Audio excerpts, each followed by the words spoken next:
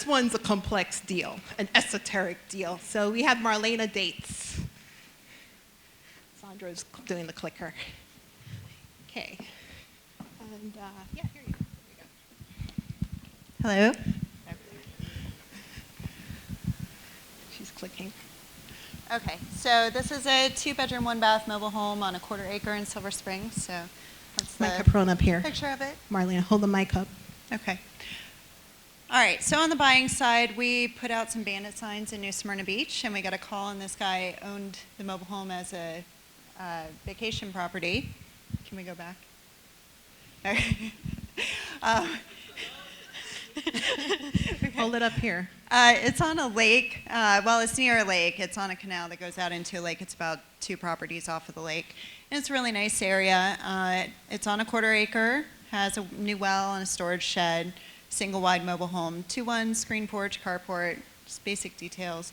It did need some repair. The guy that was selling it had tried to sell it as an owner finance, but instead of getting a down payment or a contract or monthly payment, he just let a guy move in there and like test out the waters for a little while. And they tested out the water and it flooded the whole floor, so he didn't want to have to go in there and do the work himself. So he called an investor. And I basically said, this is way out in Silver Springs. This is like almost 2 hours from where we live. It didn't really sound like something that I wanted to get involved with, but I did want to see what I could do to help him. So I said, give me a couple of days. Let me see if I can find somebody out that way that maybe can help you with this, or maybe I can help put something together. At first he was asking $42,000. And so that was the first call, and I looked at the just value and it was 12, so I didn't really feel comfortable with 42, but I really don't know the market at all. So I was just doing my effort to try and get in touch with somebody out there. I actually know through the PAC coaching program with Augie Bylot, Joy Shimborski, and she is the president of the RIA in Marion County. So I got in touch with her. And so the gentleman called back while I was doing this, and he said, I'm going to drop my price to $38,000. He said that he had talked to the realtor and she said that that's what it was worth. So I said, you have a realtor involved. Why don't you get me the comps so I can take a look at it and make my job easier trying to find somebody? So he said, sure, no problem. He called me again while I was trying to get my own comps together and strangely didn't have any comps. I ended up calling the realtor later and she didn't even know who he was. So that was his tactic, I guess. But he kept decreasing the price for me. So he finally came down to 32. And I said, all right, well, you know what, I actually, I'm getting a little bit off track here. So he called a 4th call. And this is when I told him, okay, well, I talked to my realtor and I got some comps. She came up with 31.5 for similar properties in the area. And we figured there wasn't a whole lot to fix up. So I figured I'd offer 32 with payments as my high offer. My Mayo offer was 15. Can we go back? I have most of it in my head, but I'd like to see it. Hold the mic up. Okay.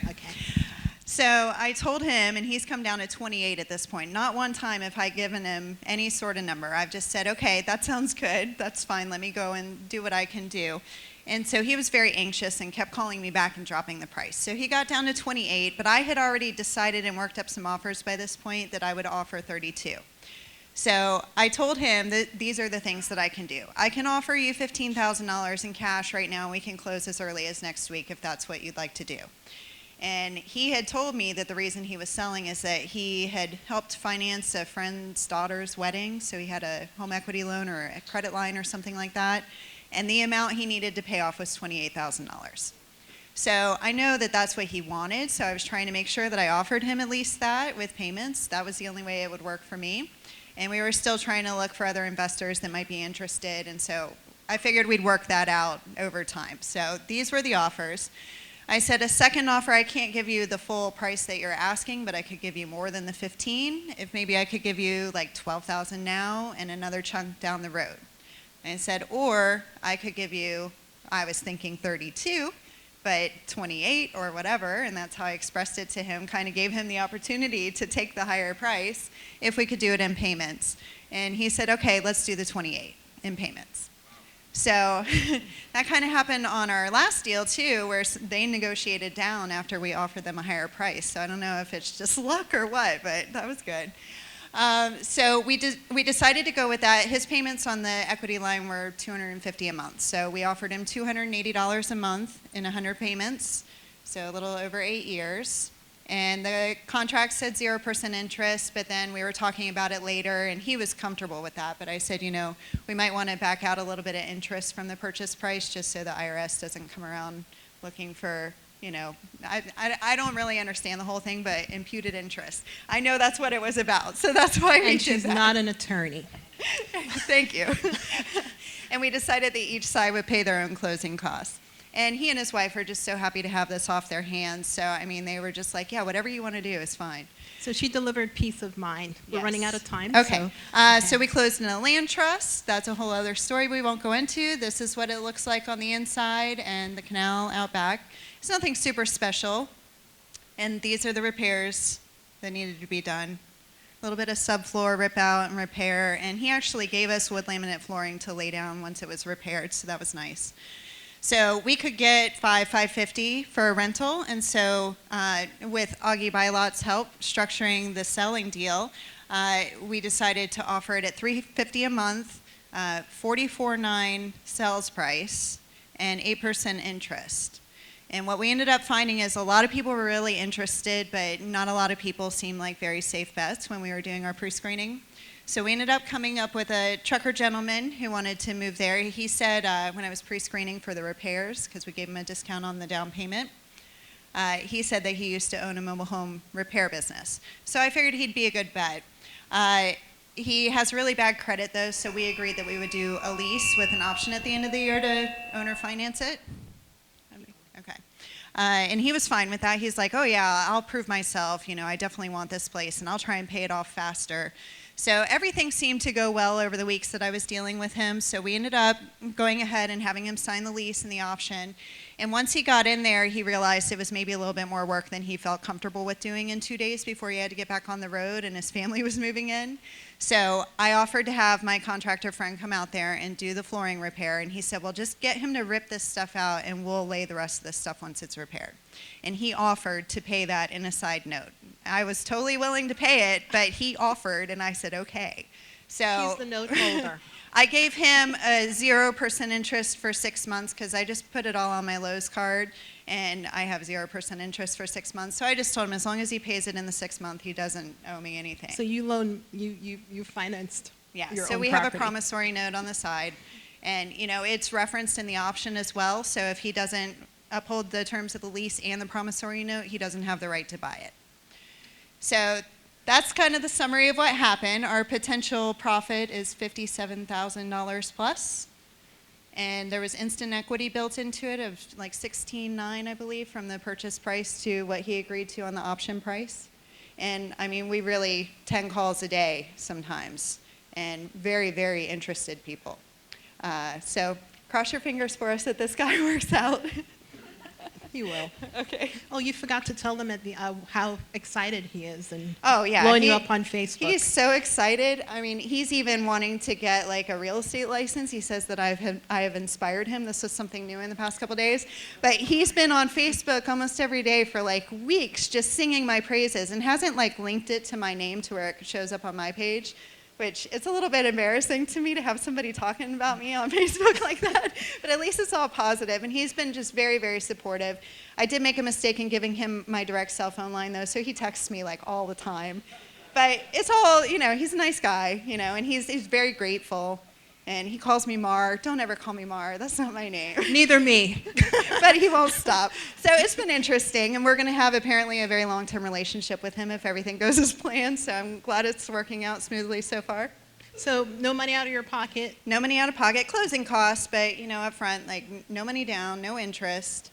And on the sales side, we're making more money than the actual purchase price of the property. Awesome. Can you give her a round of applause, please? Excellent. Are there any questions from anyone? Yes. What was the just value was about $12,000. Oh, just value is what the state of Florida says represents the fair market value of a property if it's an equal transaction. It's not a buyer's market or a seller's market.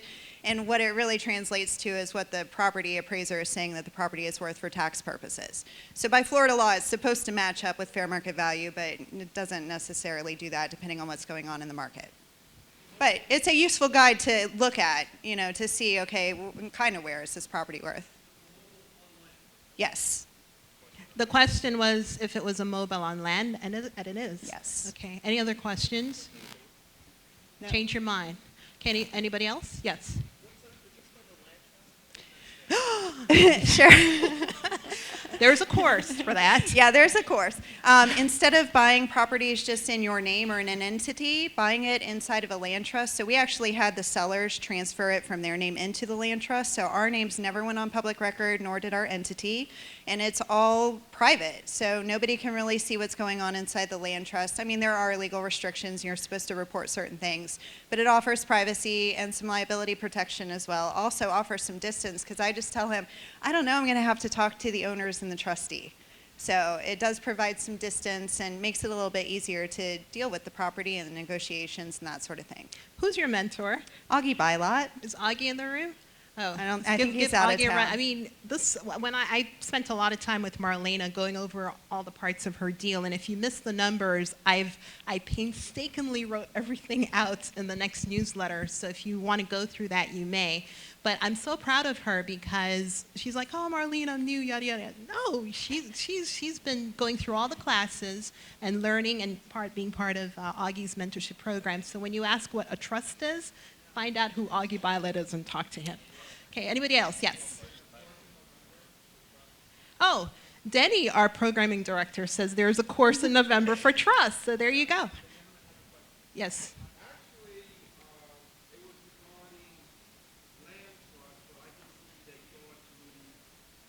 Oh, take the course. It would take a long time to go through all the details, but it offers a lot of benefits versus keeping it out of a trust and doing it that way.